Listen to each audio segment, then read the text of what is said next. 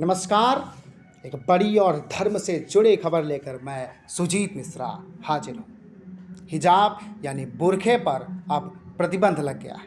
जी हाँ, अब कोई भी ख्वातीन अब हिजाब नहीं पहन सकेगी। ये फैसला सरकार ने ले लिया है कि अब मदरसे में नहीं पहने जा सकेंगे बुरखे। इसके पीछे सरकार ने 3 तर्क बताए। पहला तर्क कि बुर्का पहनने से इंसान का चेहरा नहीं दिखता है। दूसरा तर्क कि पहले हमारी लड़कियां नहीं पहनती थी बुर्का। तीसरा, शिक्षा नीति की धज्जियां उड़ा रहे हैं मदरसे।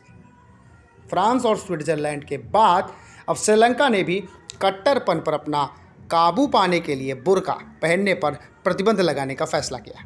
इसके साथ ही 1000 से ज़्यादा इस्लामिक स्कूलों और मदरसों को भी बंद करने की तैयारी हो रही है। श्रीलंका के सार्वजनिक सुरक्षा मंत्री शरत वीरासेक्यारा ने एक समाचार सम्मेलन में कहा कि उन्होंने देश में सुरक्षा हालात को मजबूत करने के लिए बुर्के पर प्रतिबंध लगाने का फैसला किया है।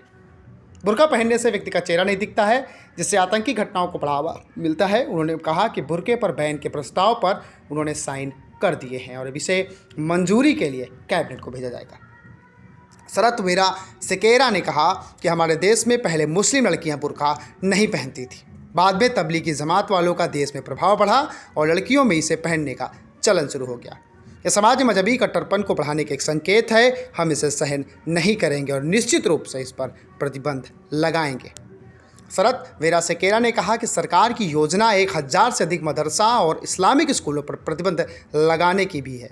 ये मदरसे और इस्लामिक स्कूल देश की राष्ट्रीय शिक्षा नीति की धज्जियां उड़ा रहे हैं। देश में सब लोगों को अपनी आस्था के पालन करने का अधिकार है, लेकिन इसका मतलब ये नहीं है कि कोई भी व्यक्ति अपनी आस्था के नाम पर मजहबी स्कूल खोल ले और वह सब कुछ सिखाना शुरू करे जो वह चाहता है। बताते चलें कि श्रीलंका में शांतिप्रिय माने जाने वाले बौद्ध समुदाय के लोग बहुसंख्यक हैं। वर्ष 2019 में इस्लामिक आतंकियों ने बड़े पैमाने पर होटलों और चर्चों पर हमला बोलकर 250 लोगों को मार डाला था, जिसके बाद श्रीलंका में अस्थायी रूप से बुर्का पहनने पर प्रतिबंध लगा दिया गया। इस घटना के बाद राष्ट्रपति चुने गए गोतबाया राजपक्षे ने देश में कट्टरपंथ को जड़ से खत्म करने का वादा किया था। लिट्टे के गृह युद्ध के दौरान गोतबाया राजपक्षे देश के रक्षा मंत्री थे, जबकि उनके बड़े भाई महिंद्रा राजपक्षे देश के राष्ट्राध्यक्ष थे। उस दौर में गोतबाया को देश में उग्रवाद को कुचलने का श्रेय दिया जाता है।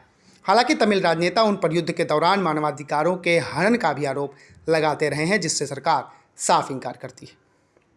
श्रीलंका सरकार ने इससे पहले कोरोना वायरस को फैलने से रोकने के लिए मृतक मुस्लिमों को दफनाने के बजाय जलाने का आदेश दिया था। इस फैसले पर श्रीलंका में रहने वाले मुस्लिम समेत कई इस्लामिक राष्ट्रों ने विरोध भी किया था। अंतर्राष्ट्रीय स्तर पर दबाव पड़ने के बाद श्रीलंका ने इस आदेश को बाद में वापस ले लिया था।